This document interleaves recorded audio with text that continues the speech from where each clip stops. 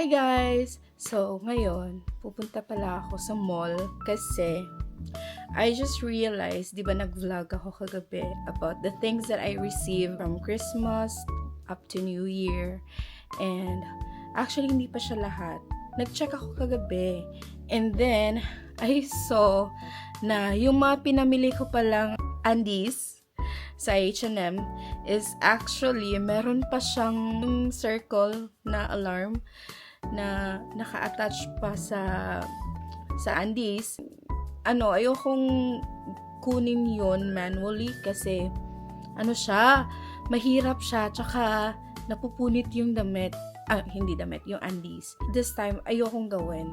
So now, what I thought is that pupunta ako ulit ng H&M and then I'll try to ask their help para kunin yun. And I still have the receipt naman. So, I think it will be fine. Let's see. But if not, then I'm gonna do it manually. Mahirap tanggalin. Kaya, hopefully, yes, hopefully, na magiging okay siya. In fairness naman guys, dito sa Australia, like, may damit ka. Teka lang, mag-lotion muna ako sa paa ko. May damit ka, tapos, hindi mo siya bet. Like, hindi mo na siya bet, pwede mo siya ibalik. Hindi ko pa na-try, but some of my friends, some of the people I've known, do that. Kasi nga, parang, if hindi mo naman gusto, you still have the receipt, you still have everything, and you can give it back. So, let's see. Yun lang ang aking agenda talaga. And also, meron pala, I'm thinking of going to Tiki Max. They're selling Stanley drink. A water bottle. So, pupunta ko doon, check ko if they still have it. And, yeah, I so miss Tiki Max. So, basically, pants at saka shirt lang. Kasi I wanted to be comfortable. Tsaka nakakap ako kasi sobrang init sa labas. As in, sobrang init. No joke. Kaya parang dapat tayong nag-sunscreen na ako. Ayun nga. Sobrang init niya.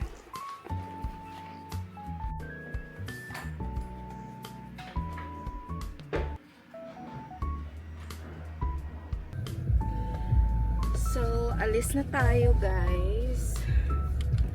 Grabe, ang init talaga.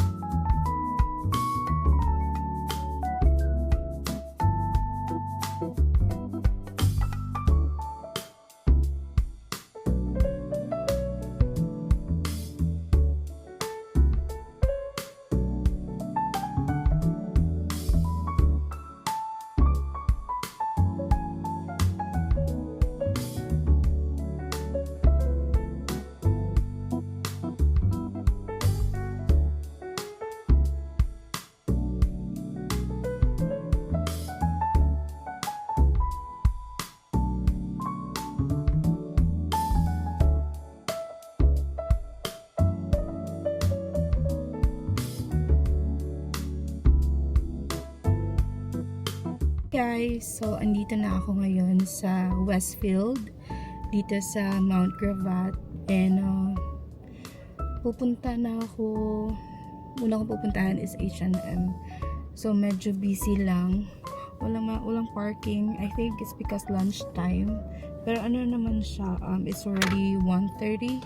So, probably, naiinitan din yung mga tao kaya dito lahat. Ganda niya guys. Like, I super love this kind of ano talaga. Yung ganito na damit. Long sleeve. I really like it. Parang ganda ng color niya. I know I'm not gonna be using this one in the office kasi meron kami uniform. But this one, like for casual, you know, like so pretty. But I told myself I'm not gonna spend. Well, let's see. Hat yung mga trinay ko. Wala talaga akong gustuhan, guys. Like, no. Hi, guys. So, andito ako ngayon sa Zara.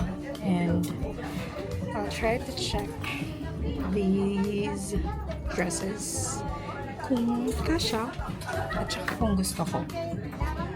Naka-sale sila. Grabe. As you can see, like this one is just $40. So from magkano ba? 60 something. So yeah. So guys, na-fit ko na siya lahat. But yung problem ko is either masikip siya or hindi siya bagay sa akin talaga. And I know my body. So if I feel like hindi ako comfortable na i-wear siya, talaga siya bibilhin. But then again, I found this one. This dress actually fits nicely. So, yarn. Ito siya, ganito yung mata niya. Like that. Gusto ko siya. And, bibigyan ko siya. It's actually, excuse me. It's actually super cheap na. I'll show you. Ito yung price niya, $105. Now it's only $30.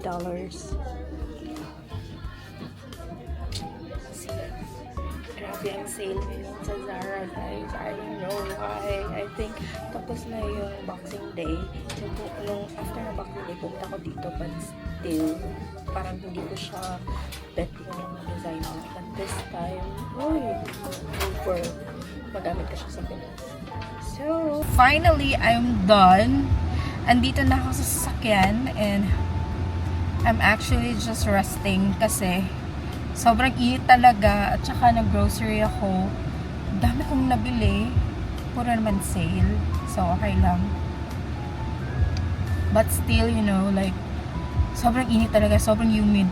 Ewan ko ba, ang daming tao. Parang, anong oras na? It's almost 5. Pero, dami pa rin tao. Like, kaya siguro ang daming tao dito ngayon kasi sobrang init sa labas. So, instead na mag-aircon ka sa bahay, might as well punta ka na lang sa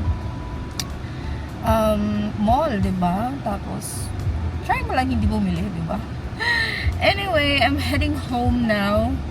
Gusto ko sana pumunta ng TK Maxx kaso parang ano na siya, parang wala, hindi ko na maabutan kasi 5 PM mag-close sila. And travel ko pa is most likely 30 minutes. So, ano na, wala na akong time.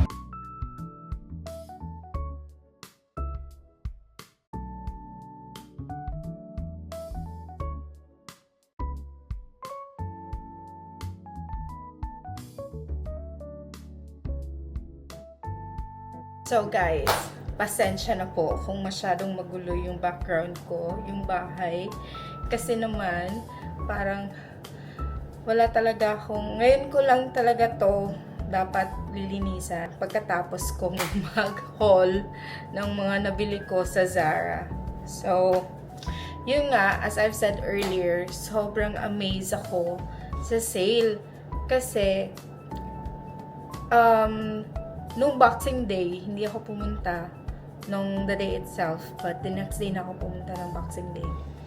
And wala akong masyadong nabili. I think dalawa lang na shirt yung nabili ko. Kasi nga, hindi ko bet yung mga ano nila, parang display nila at that time.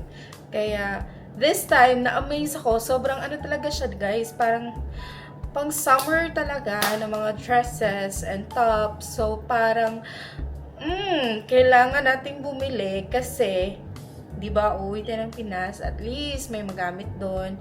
And also, this time naman, pwede ko naman din na siyang gamitin dito, like, kung may mga event, may mga gala kami dyan, like, it needs to be formal, or, yung iba ko naman binili is somehow, like, pwede ko siyang gamitin sa office. I'll show you.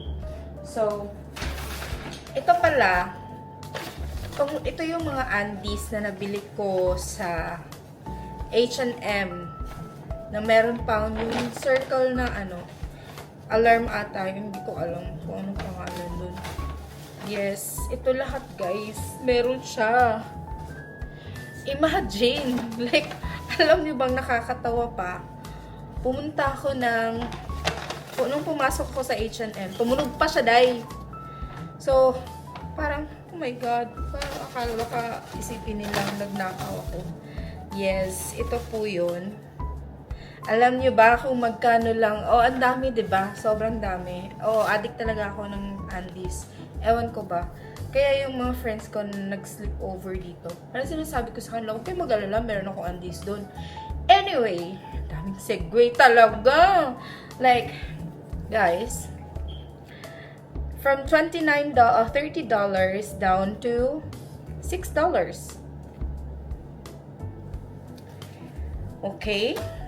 So, sige, i-judge niyo ako bakit ang dami kong binili, di ba? From $25 down to $13. Judge me. Come on. Do it. And then, ito naman, parang, ang dami niyang pack. Parang, ilan ba to? Sa isang pack ata, 1, 2, 3. Normally, 3. But, I think meron ako nabili na parang 6 ata sa isang pack. And ano siya, seamless siya. Kaya, sobrang addict ko talaga sa seamless. Like, I love it so much. Parang, ang gaan lang talaga. Parang hindi ka parang wala kang undies. Now, this one, from $28 down to $11. O, diba? Ganito mag-sale sa Australia, guys. Like, then, mabiblame niyo ako kung ayaw kong bumili pag nasa Pinas ako, tapos sinasabi nilang may sale. Like, hindi naman sinaano ko ha, pero kahit sale sa Pinas, hindi ko pa rin ma-feel na sale siya kasi sobrang mahal pa rin. Like, ito, $30, tapos down to $13. Like, guys, ito yung mga undies ko sa Pinas, and bumibili lang ako pag sale sa Pinas, pero sobrang mahal pa rin yan. Like, hindi ko na alam kung magkano to sa Pinas ngayon, but sobrang mahal talaga. Anyway, okay, first dress na binili ko, napili ko talaga is this one. Like, namili ako ng mga, ang dami kong dinala guys, di ba? Pinakita ko sa video na, dami kong dinala. But then again, kung hindi siya kasya, either hindi siya kasya, or hindi ako comfortable. And I know myself na pag hindi ako comfortable talaga, ayoko talagang suotin. Kahit maganda pa siya, kahit okay pa siya tingnan sa akin, but I'm not comfortable wearing it, so ayoko talaga. So this one, I don't know if you can see the detail dito sa baba. May pa-lace siya. So, ganito siya. And sa likod naman, pack! Backless! Si ante. mga ano-ano natin dito. Cellulite, my God. Anyway, kaya ko siya binili kasi gusto ko siya. And, maganda siya. Maganda siya tignan sa akin. Hindi ko na lang susuotin ngayon, di ba? But, gusto ko siya. Maganda yung fit sa akin. And, guys, tignan nyo naman. From $105 down to $30. Guys. Tapos ganito. Ito yung mga sinusuot ni Vice ganda. Diba? So, parang, bakit magna-no pa ako? Diba? Ito naman, hindi ko talaga to intentionally parang finit. Kasi, alam ko naman yung size ko. And ang dami ng pila nung lumabas ako, guys. Parang, ayoko nang bumalik. So, still large. At saka, ano lang siya, simple na, na dress, na, tawag dito, summer dress.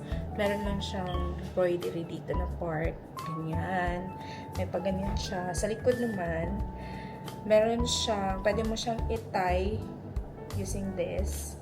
So, ganito yung back part niya. Wait, I will show you. Ganito.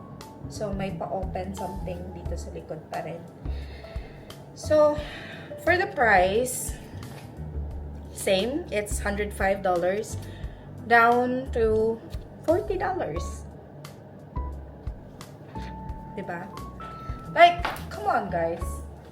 Bakit hindi mo bibiliin? Diba?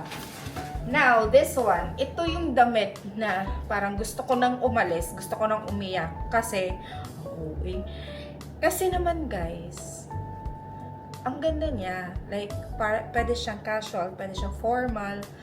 Tapos, ang ganda niya. Kaso wala siyang size ko. Like, wala akong, parang hindi ko talaga matiis. Lumapit ako sa sales lady. Tapos, tinanong ko talaga kung meron pa silang size na large nito. And then, they said, meron daw. Is nila pwedeng hanapin by themselves kasi nga busy sila. So, hinanap ko siya. Like, bahala na. Ilang oras ako dito. I don't care. Hanapin ko talaga. Thank God, I found it. Kaso lang, hindi nakalagay yung original price niya. Anyway, I can check it online. But, ito, $60 na lang siya. Like, see, it's only $60. And, ito siya.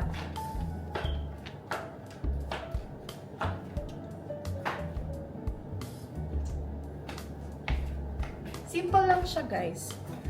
Pero gusto ko siya kasi nga, like, ate naman, 30 plus na tayo, tapos, ano pang inaarte mo? Mga ano na lang, yung mga neutral na color, mga ganyan na lang talaga yung mga bet natin, di ba? Anyway, let's move on. Also, nakabili din ako ng shorts na cute naman.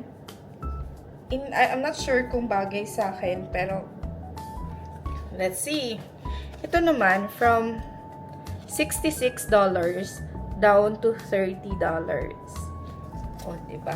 Ganito lang siya, actually. Ganito. Ito lang. Linen na short. So, ang hate ko lang sa linen talaga is, pag nilabahan, sobrang gusot niya. Kailangan mo talaga siyang i-iron. So, parang takes time.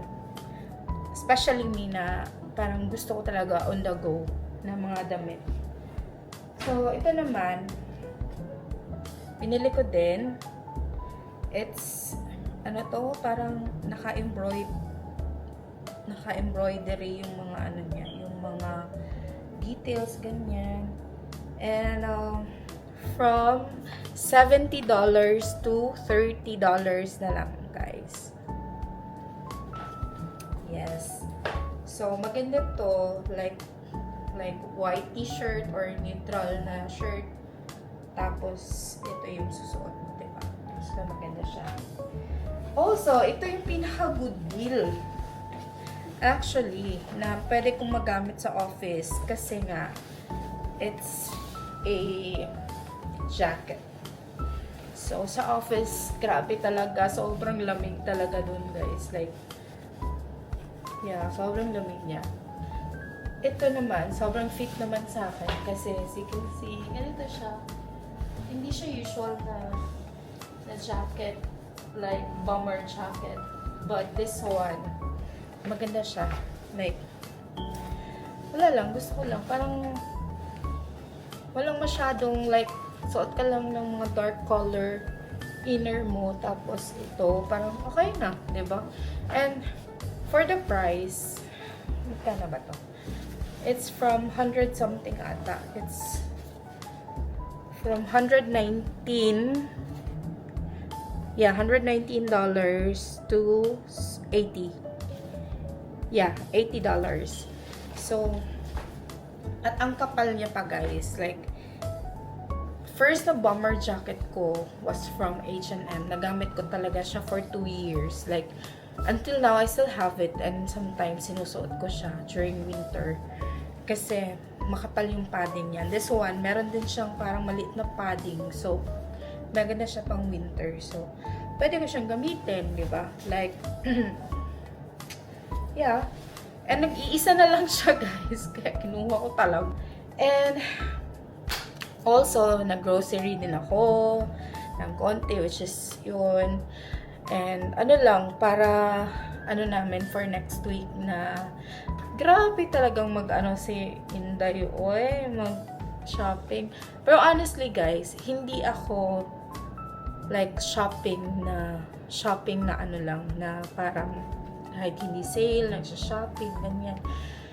Kahit bumibili ako ng, even sa mga ano namin, pagkain namin, hindi ko to gina-justify ha. It's just my way of practice na, though bumibili ako, para make it a point na half price siya. Parang, like, sa mga groceries namin, alam ng partner ko yan, alam ni Jan yan, grocery together, alam nila na hindi ako bibili. Kahit gusto ko yan, hindi ako bibili pag hindi siya sale, hindi siya half price. So, yan yung parang habit ko na dito sa Australia. Yan yung lagi ko nang ginagawa. So, I'm not sure with you guys kung anong nag-work sa inyo. Pero, yeah, that's how I manage my finances. As long as you have savings, you pay your mga monthly dues, ganyan, okay na yan. Like, bakit mo pa kailangan i-complicate, diba? If that makes you happy, then do it. Like, I know not everyone can do it, but I'm not saying you have to go out and shop like small things. If you want to buy Coke, buy Coke. If you can afford to buy something nice, buy it. Like, let's not make it complicated. Like, that's life. Let's live it to the fullest. Like, di natin alam, guys, kung hanggang kailan na lang tayo dito sa mundo. So, we have to maximize our time and be grateful every day and spend it wisely.